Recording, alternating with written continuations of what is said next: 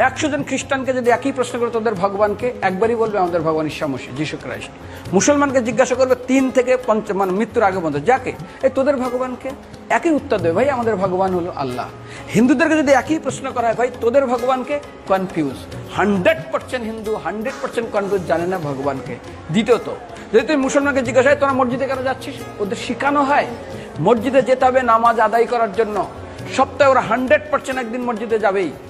তুমি যদি খ্রিস্টানদের জিজ্ঞাসা করো তোমরা কেন কোথায় যাবে, কোথায় যাও না, আমাদেরকে একদিন তারা চার্চে যাবে। কেন? ঈশ্বরে প্রার্থনা করার জন্য, ওদের শেখানো হয় জন্মের থেকে, এটা সংস্কার।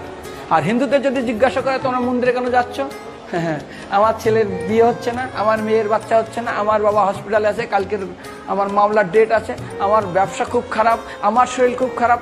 99.99 হিন্দু জানে না মন্দিরে কেন আসা উচিত, তাদের ভগবানকে। মৃত্যুর পরে কোথায় যাবে, মুসলমানকে জিজ্ঞাসা করবে মৃত্যুর পর কোথায় যাবে, বলবে ভাই নামাজ রোজা যদি না করি দোজকে যাব, অর্থাৎ নরকে যাব। যদি হিন্দুদেরকে জিজ্ঞাসা, ওদেরকে বলবে আর যদি করো নামাজ রোজা করি তাহলে বেহেশতে স্বর্গে যাব। যদি খ্রিস্টানদেরকে জিজ্ঞাসা করো এই তোমরা যদি আমরা ঈশ্বর আরাধনা করি হেল অর্থাৎ নরকে যাব। যদি বলা হয় যদি করো ঈশ্বর আরাধনা তাহলে তোমরা হেভেন স্বর্গে যাব। আর হিন্দুদেরকে বলে যে তোমরা মরার পরেই 99% হিন্দু এটাই বলে, মিথ্যাই বলে, আমার বাবা সাজ্ঞানে স্বর্গে গিয়ে বসে। তোর বাবা কি জমি কেনা আছে নাকি স্বর্গে?